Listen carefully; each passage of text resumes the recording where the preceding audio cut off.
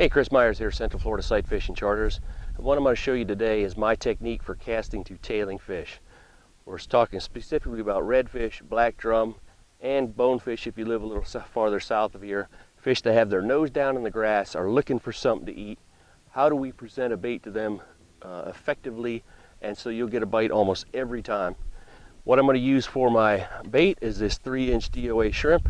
It's something that I use a lot of times for tailing fish. And because I'm the camera operator and the chance of me getting the boat pointed at a tailing fish, allow me to stand here and talk and make multiple casts at it, isn't going to happen. We're going to use the stick fish today. So out in front of me I have a stick with a little fan on it, so it looks like a fish's tail. We're going to use that for the target for today's purposes. Our objective is to get that thing in front of that fish as quickly as possible, and I mean right in front of their face. They're so busy looking down, they might have grass around their head and face. They're so concentrated on what's down there that they're dipping down for. And a tailing fish, they're called tailing because their tail comes up out of the water as their nose dips down in the mud or grass. You show them food, they're going to eat it. Their food is in front of their face. Their food is not across their back, it's not behind their tail, it doesn't attack their eyeball, it's out in front of their face, and that's where we need to put that thing. So in this game, 6 inches makes a huge difference. Here's my tailing fish. This cast gets a bite. Move it 6 inches this way, now I'm coming across, attacking their eyeball, hitting them in the head. Nothing they eat ever comes up and attacks them in the head. It always runs away. You're not going to get bites that way. So when you see your cast isn't going to be exactly where you need it, don't let it down and work it and hope that you're going to get a bite on a bad cast and waste time. Get that thing back in, make a good cast. My objective here is to throw slightly past that tail and directly in line with it, so that I can, by moving my rod on one side or the other, I can move it 2-3 feet and get it exactly where I need it to be. If I throw off to one side and I can only move it 2 feet and I needed to get it 3, I just wasted that cast. I throw directly over that fish, I can always move it exactly where I want it to be. 5 to 10 feet. The smoother it is, be a little on the farther side, choppy on the closer side.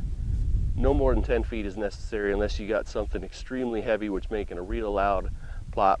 But if I throw far past those fish, so if that's my tail, and a lot of times I see casts like this, 1001, 1002, 1003, 1004, 1005, took 5 seconds for me to get that thing up in that zone.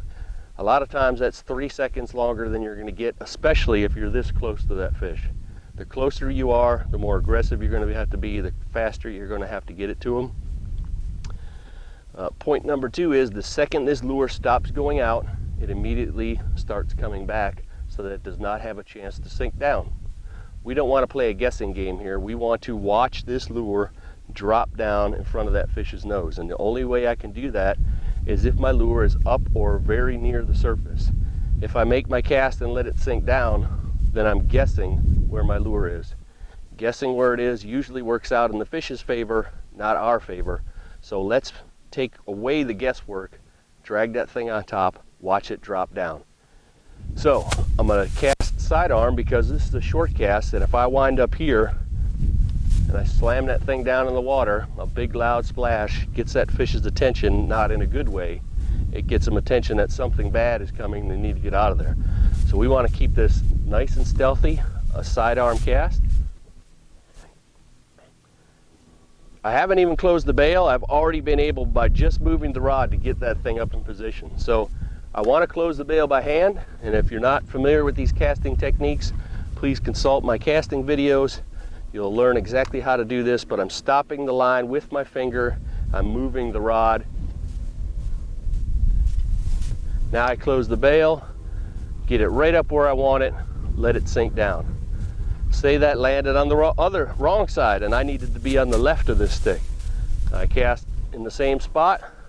Now, with my rod over here, I can steer that thing left, I can steer it back right. We can steer the lure, as long as it's on top, exactly where we need it.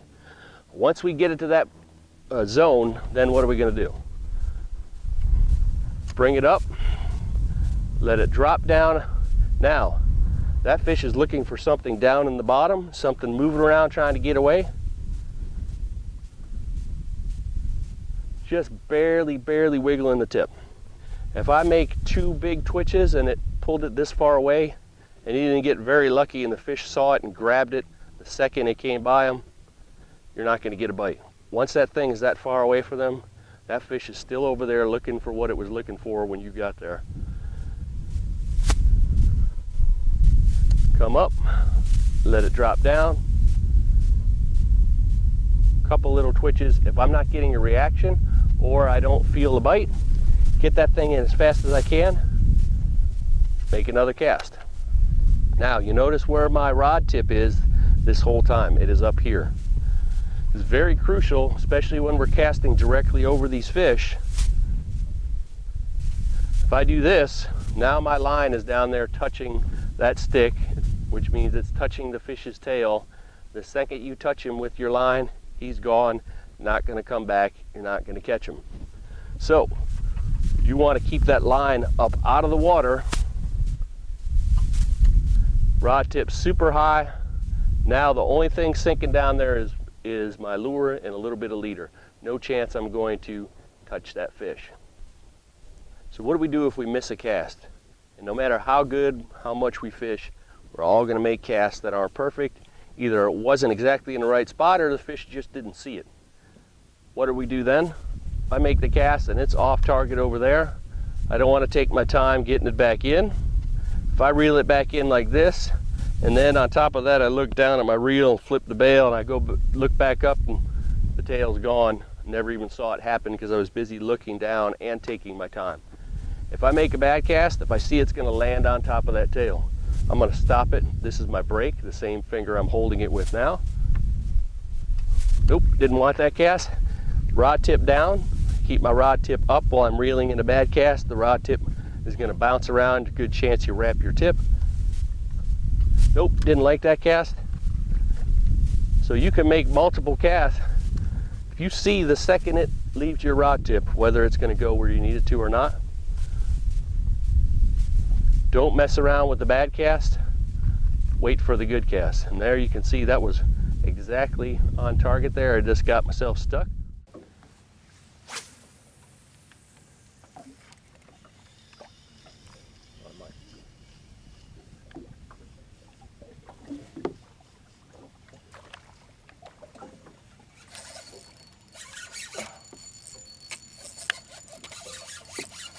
Still sailing right there.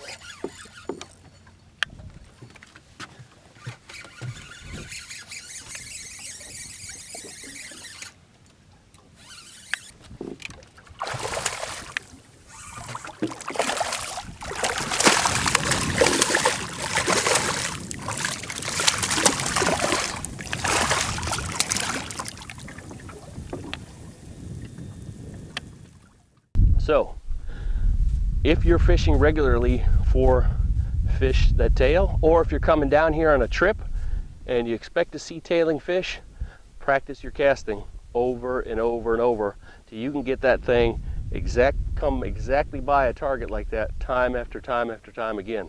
Because if you see 10 tails a day and you're only hitting 1 out of 10 shots, then you have a very low percentage, a bite hookup percentage. If I can hit 9 out of 10 perfect shots, I got a lot better chance of catching that fish.